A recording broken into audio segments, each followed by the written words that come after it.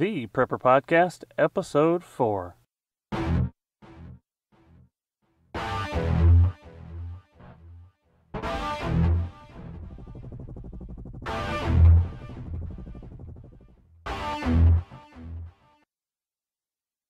got to know whether or not their president's a crook. The American people would never vote for socialism. He said, under the name of liberalism, the American people will adopt every fragment of the socialist program.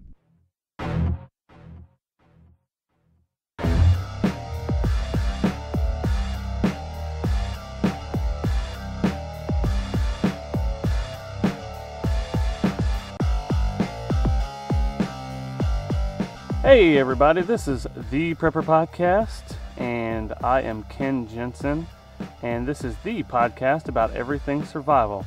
The Prepper Podcast is an up-to-date survival podcast based on military, wilderness, and modern-day survival that may be found at theprepperpodcast.com. That is not prepperpodcast.com, that is theprepperpodcast.com.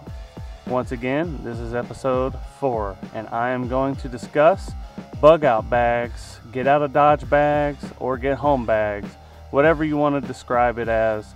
It is actually just a 72-hour emergency bag to get you from point A to point B. As I start, I want to just discuss real quick why I choose the packs or backpacks over duffel bags. And the main reason is because backpacks are much easier to carry. I mean, think about it. If you're carrying a duffel bag and one of your hands gets hurt, your arm gets hurt or something like that, then now you've got to carry it with the other one, and you can't really do anything. But if you have a backpack or something like that on, then you can you have both hands free to do things necessary. It's kind of hard to climb things and to traverse things whenever you don't have both hands free. A backpack will give you that. That being said, I want to tell you that I prefer the internal frame packs as my choice for a bug out bag or 72-hour bag. The reason for the internal frames are because a lot of them are the perfect size for like weekend excursions, so they can hold almost all the stuff that is going to be necessary during a 72-hour emergency, which the external frame packs are great. They're awesome. You guys have fun. I really like external frames, and I would not, if you wanted to carry more stuff, I would definitely choose an external frame. But I think the internal frame pack is designed and is the correct size for a 72-hour bag. So mine is the Kelty Corsair 40. The Kelty Corsair 40 is an internal frame pack, and I've actually done a video review on this pack on my blog, cleversurvivalist.com. So you guys can head over there if you feel like getting to that. I believe I will have a link to that review if you go to theprepperpodcast.com/004. That's theprepperpodcast.com/004 to get to a link to the Kelty Corsair 40 video review. All right, let's go ahead and start talking about what's going to be in the pack. All right, the first thing that we're going to talk, we need to really talk about what most of the basic needs are going to be. We're going to need food, we're going to need clothing, we're going to need shelter, light, fire starting, medical, we're going to want sanitary items, and there are some other utilitarian items that we're going to want as well. So let's talk about food. We want to keep foods that we would normally eat. And the reason why we want to keep foods that we would normally eat, or foods that we find appetizing or delicious as a snack, would be because we're going to rotate the food supplies that are in our bug out bag. So when we rotate these, we're going to eat what's in there and we're going to replace it with something new. And that's just so that we don't have 2-year-old supplies in our bag whenever we actually need to use it. Some good foods to put in the bag would be granola or energy bars, because these are high in calorie content and high in energy. So whenever you don't have anything, if you neglect to hunt anything or you just don't have that ability, then these are going to be a good energy supplement. They also have meal replacement bars, and these are actually designed to have a high calorie content so that you don't have to eat anything else. They are your meal. I'm not going to say that these are great for eating every single day, but you're in a 72-hour scenario, these are great things to eat during that time. Another high calorie intake, good protein and everything else would be trail mix. There are lots of different trail mix. Just pick the one that you like the best. I would recommend against anything with chocolate, because chocolate melts in the sun, and if you have your bug out bag in your car, you will most likely have it melt on you. Great thing is dried soup packets like the Lipton soup packs. You can make your own soup packs with bouillon and dried onions and things like that. So, go ahead and just get creative, and you can create your own dried soup packs. Vacuum seal them, and they'll be great to go. You could leave them by themselves, or you could mix them with vacuum sealed rice. You can put your own white rice into a bag and vacuum seal it if you have a sealer, and like I said, you can mix that with dried soup packets, and there you go, you've got a meal with carbohydrates and stuff like that. And in a 72-hour scenario, this is the perfect energy boost. It'll keep you going whenever you need to get from point A to point B. You also need water. It is recommended that you do 1 gallon per person per day of water. Now, if you follow this and you have a family of 4, which is what I have, and we're about to be a family of 5, but if you have a family of 4, then you're going to need 12 gallons of water in a 72-hour bag. That's not really realistic. So, unfortunately, you're just going to pack as much water as you can carry, and you're also going to pack water purification tablets. We have water purification tablets galore in our bug out bag because they take up very little space, and now you can drink from natural resources that you find. It's good to have as much water as you can carry, because if you can't find water, then you're going to want your own supply. But the thing is you're going to want to find as many natural sources as possible. Now we're going to move on to clothing. You're going to want a full set of clothing, both short and long sleeve, just due to the fact that you don't really know what the weather is going to be. But I would definitely make sure that you pack, like your long sleeve stuff, pack it according to the season. I mean, if you're going to have short sleeve stuff during the winter time, you're going to want thick clothing. You're going to want something to keep you warm. And the same thing with the long sleeve during the summertime. You're going to want, thinner long sleeve stuff, because chances are it's not going to be 30 degrees in the summertime if you live in Texas. So another thing that I learned from my hiking background and from learning from the military, that you're going to want multiple pairs of socks. When you're hiking through the woods and your feet get wet or something like that, or they just sweat and you've got a pair of socks on, you can get yourself in a bad situation very quick with fungal growth, gangrene, that kind of stuff.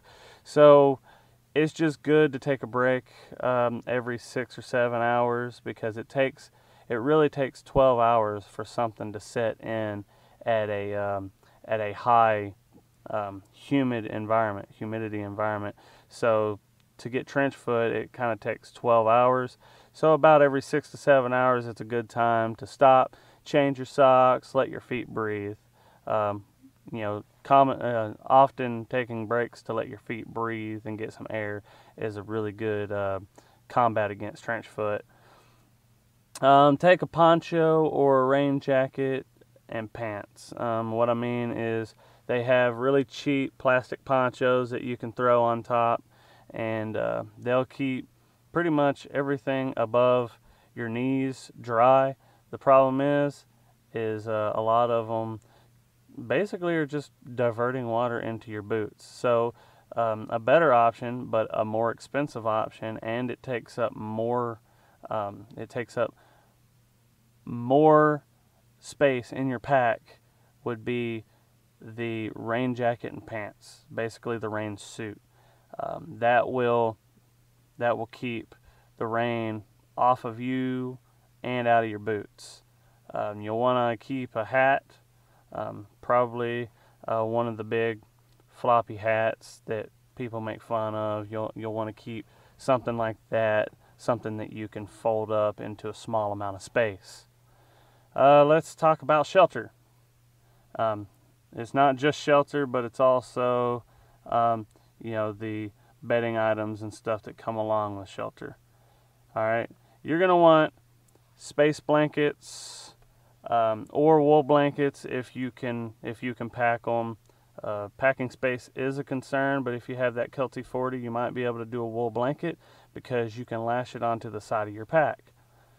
You're gonna want bed sheets. Bed sheets take up very little space, but they will make your space blankets more comfortable. So now you have your space blankets in order to thermally insulate you, and then you have a bed sheet to make it a lot more comfortable.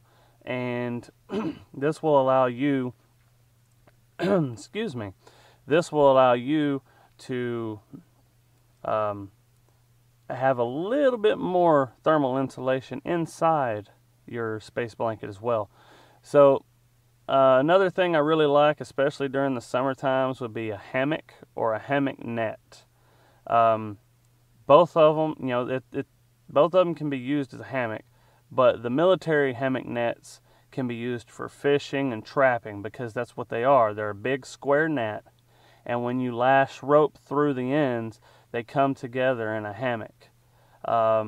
Those hammock nets are really great. And what I actually have myself, I don't have a hammock net, which I actually should add one to mine, but I have the Grand Trunk hybrid hammock, and my children have the Grand Trunk ultralight hammock. The hybrid hammock actually can fold out into lean-tos and A-frames and stuff like that, just like a tarp, which brings me to tarps. You can make A-frame shelters, lean-to shelters, you can collect water, you can waterproof your pack with them, which I actually recommend for waterproofing your pack using a couple garbage bags. So throw a garbage bag into your pack, throw all your items into that garbage bag, and then tie up the garbage bag on top and then close your pack. Now, even if your pack gets wet, there's a good chance that what's inside the garbage bag will be dry. So it's basically waterproofing your pack, even though it already has some water resistance to it if you have a good hiking pack. You can also lash a small hiking or dome tent to your pack.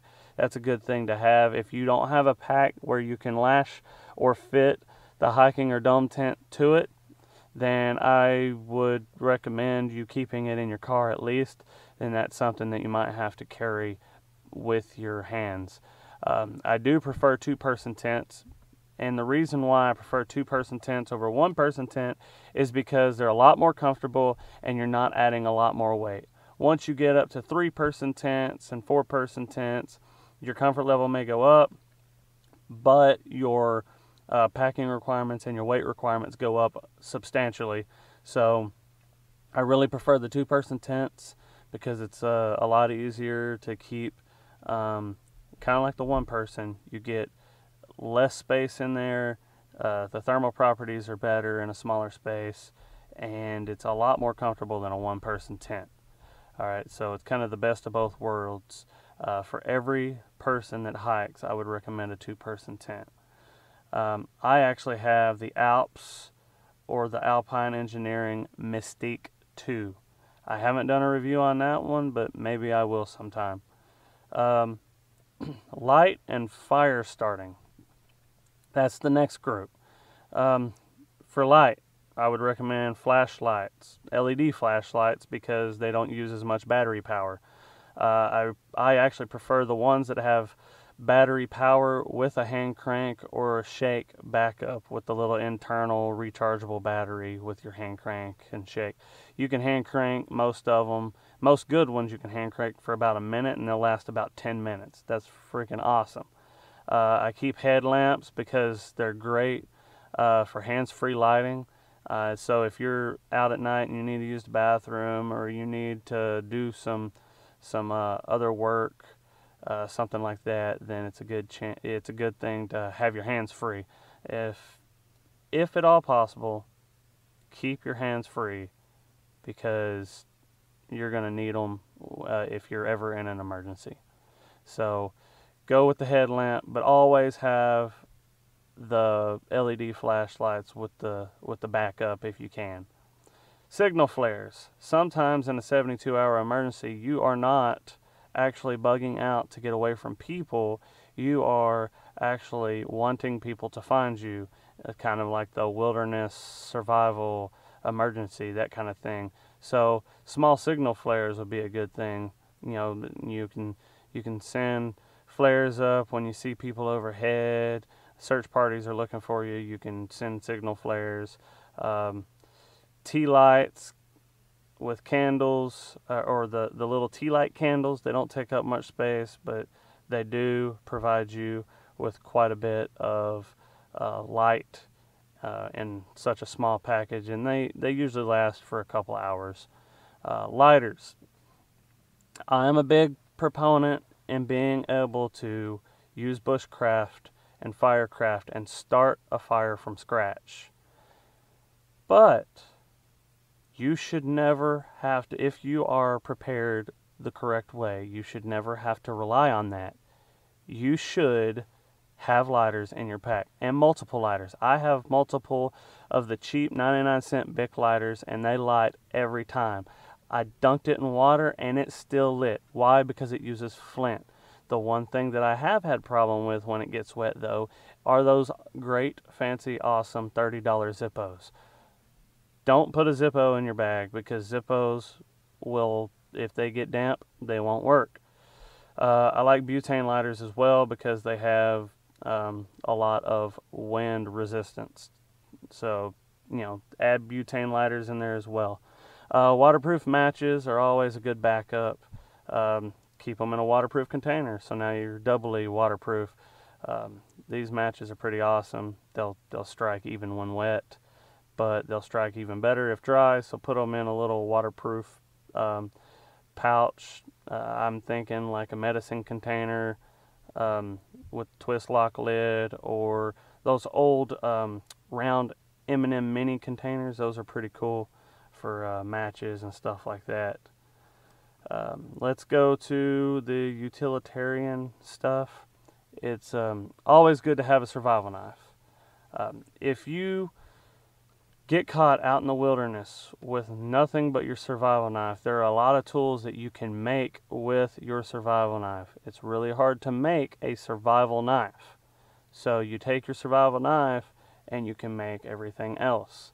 I have the Colt Tactical Survival Knife, and I actually have a video review of that one as well, which I will try to include a link in the show notes. Once again, the show notes are at theprepperpodcast.com/004. Have a good multi-tool. I have 3 Gerbers, but Leatherman is a great company as well. You're going to want something that is decent quality with a lifetime guarantee, because you want your stuff to work when it needs to work. So don't go with cheap no-name stuff. They may work, they may not work. You also want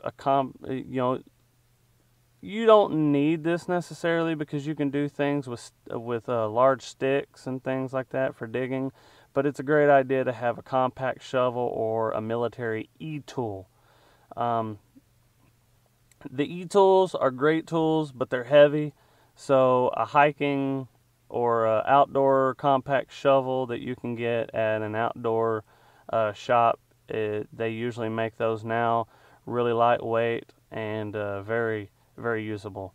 They are a little expensive, so if you want to go on the cheap and weight is not a concern, go with the military e-tool. An AM FM weather radio with the battery, or with a battery option and a crank option. So we want this thing to work without any manual input, but if our batteries die, we want to crank it. All right, now once again, with the lights, sometimes you can find these with an LED light option, but once again, as with the lights, you crank it for a minute and they can last a good 10 minutes or whatever on one crank. Along with this weather radio and the flashlights that I mentioned earlier, it's a good idea to have a lot of batteries in storage. So keep extra batteries in your pack. That's a good thing to have. You need to have a pen and paper, and the reason why you'd want pen and paper is to assist your memory, to make mental notes of where you've been and things that you see, just things that'll be good for you, in a crunch. Another thing would be that you can leave notes. I know that the notes aren't waterproof, so if it rains, the notes might be hard to read, stuff like that, but it might be good to attach a note to trees and stuff like that while you're out in the wilderness, for rescuers.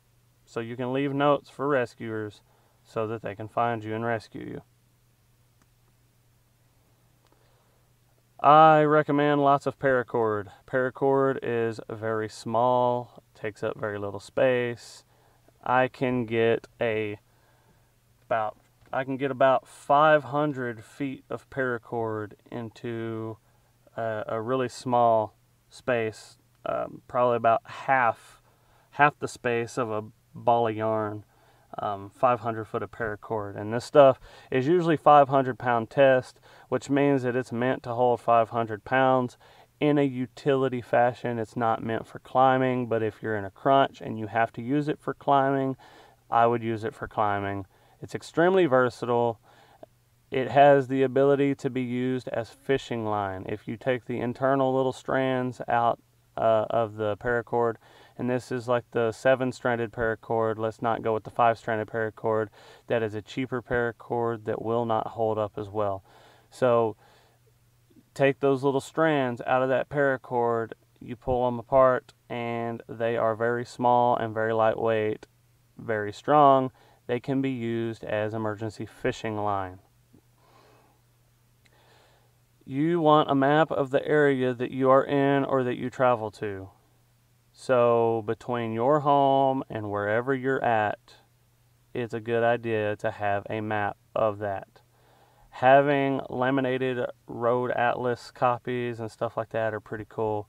But the map that I'm talking about would be your wilderness maps or hiking maps, something with terrain on it. You're not just going to want road maps, but if that's all you have some road maps in there, because at least when you cross a road or something like that, you'll know where you're at. Aluminum foil or tin foil. This is great. If you're a tinfoil hat guy, you can wear it. That's fine. But the reason why I say aluminum foil or tinfoil is because you can fold up a large sheet of aluminum foil in just like a square inch. It takes up almost no space because it's so thin, and you can use it for a lot of things. I actually have a post on aluminum foil on cleversurvivalist.com, which I talk about probably about 25 to 50 different things that aluminum foil can be used for. And one of those is you can use them as pots and pans and stuff over a fire to cook food. Another thing is you can use it for water catchment. There are a lot of things that you can do with tinfoil if you get creative with it.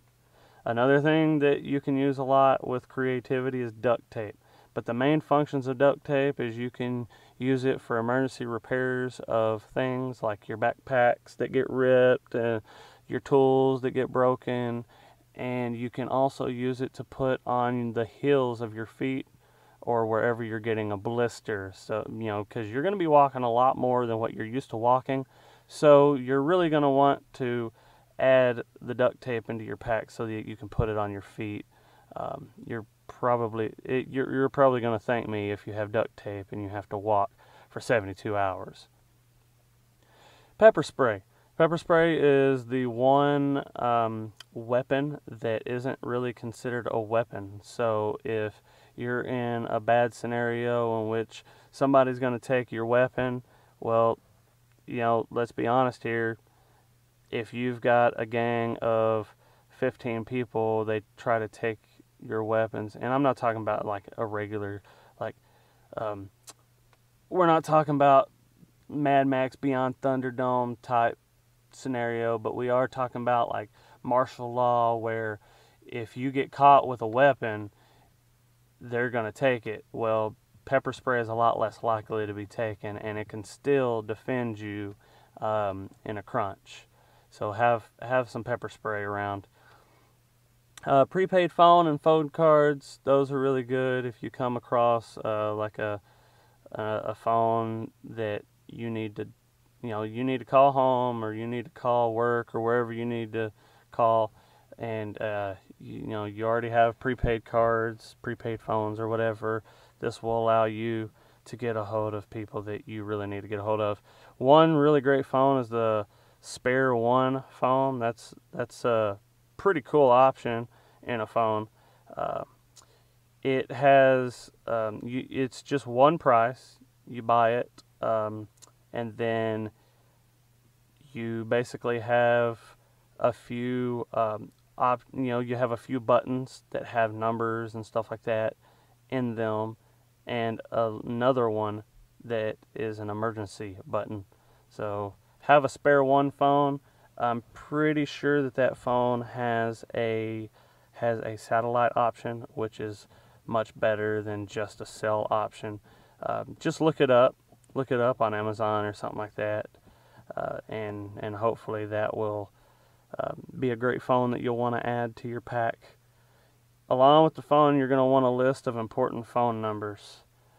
This will include even things like bank numbers, home numbers, all your relatives. Nobody remembers numbers anymore, so have all your relatives and your friends and family and stuff like that you're going to want to get a hold of in a situation like this. If nothing else, just to let them know that you're okay. You don't want them to worry. Let's have extra credit card or debit card. This one you may or may not want in your pack. It's always good to keep your pack in a location where people can't get it. People can get in your car, so it's really up to you if you want to have this in there. But it's a really good idea, if you come across a restaurant or something and you're really hungry, to have a credit or debit card. Along with that is extra cash of about $300 if you're a single person. I would say $600 to $800 for a family of 4. Because everybody's going to need to eat, and you may come across a hotel or something that has a great bed that will allow you to sleep for the night and wake up very rested. And that way you're not that guy who's just living off of berries and locusts in the wilderness and sleeping on the dirt. It's just a great idea to have this extra cash if needed. Even if you have a map and compass, which I recommend a compass for everyone, and you need to have the ability to use a map and compass. But even if you have that stuff, get a decent GPS. I have the Garmin Dakota 20. That's what I have, is the Garmin Dakota 20. It's got a little touchscreen. It's waterproof. So it's a pretty cool little GPS. A little expensive, though. Now we can move on to medical equipment. Have a good first aid kit. I'm not going to go real in depth first aid kits, because you can find these all over the internet. But it's a really good idea to just go ahead and buy a pre-made first aid kit, or if you could make your own. If you do make your own, make sure, and I did make my own, but make sure that you have antiseptics, bandages, gauze, hand sanitizer. Once again, that's antiseptic. Small bars of soap, Advil, aspirin, Tylenol, ibuprofen, at least 1 or 2 weeks of your prescription medication, because it doesn't take up very much space. Consider medicines that, if the medicine can't take extreme temperatures and you're going to keep your bug out bag in your vehicle or something like that, you need to have a stash that you can get to in a hurry. There are some medicines, like heart medicines, that need to be refrigerated. You keep those in your fridge, but keep them in something that you can grab real quick and get out of there. Let's see, any other medications that you can think of, go ahead and add those. And if you have any comments or suggestions on the medications, then just go to theprepperpodcast.com/004 and leave a comment. I really appreciate comments, and I try to answer every comment and every email that is sent to me. All right, let's move on to some personal supplies or sanitary items. Toilet paper is great. You can press it down flat and it'll take up very little space. Feminine hygiene products, that once again can be a post all in itself, but keep feminine hygiene products. If you got women with you, it's gonna just be so much better. That I understand people that don't use some of these products and they have things at home that they use instead, but whatever you get for your 72-hour emergency pack, get disposable things. You don't want to be lugging around a bunch of stuff that's not disposable, and you want to just be able to, as long as it can decompose, you're just wanting to toss it to the side. You have too much to worry about if you're using a 72-hour bag than to worry about feminine hygiene. So get some of those products. That's like maxi pads, which are great also as a medical product as well. So maxi pads and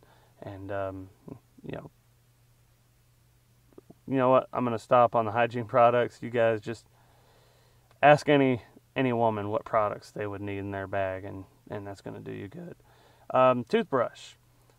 It's always good to have a toothbrush in there, even if you don't have toothpaste, which it's good to have a small tube of toothpaste in there.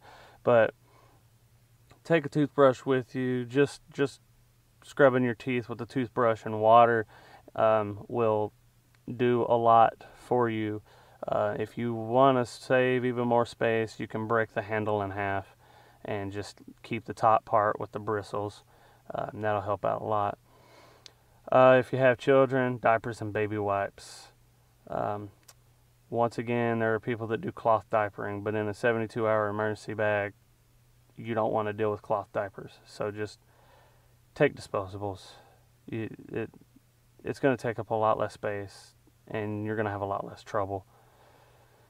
Let's see. You can vacuum seal pretty much all of these items, that we've discussed, especially like blankets and all these disposable products that have cotton and stuff that take up a lot of space.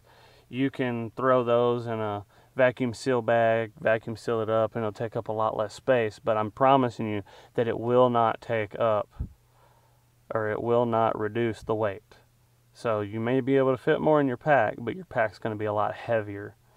This being said, when you cut one of these vacuum seal bags open, you got to be careful not to cut what's in the bag, and you also need to understand that you will probably be taking up a lot more space once it's cut, because once the air gets in there, everything wants to come to its normal size. So pack things individually and only use them if you have to, and when you do use them, understand that you're going to need extra space for that item. Well, I think that is going to conclude today's podcast. I hope you guys enjoyed the podcast. And if you need a list of this stuff, you can go to my show notes, and you can also go to my my blog post. I'll probably have a link to the blog post in the show notes. Remember, Prepper Podcast, it's an up-to-date survival podcast based on military, wilderness, and modern-day survival. And I may be found at theprepperpodcast.com. That is theprepperpodcast.com. Thank you guys for listening to me, and I hope you have a great day.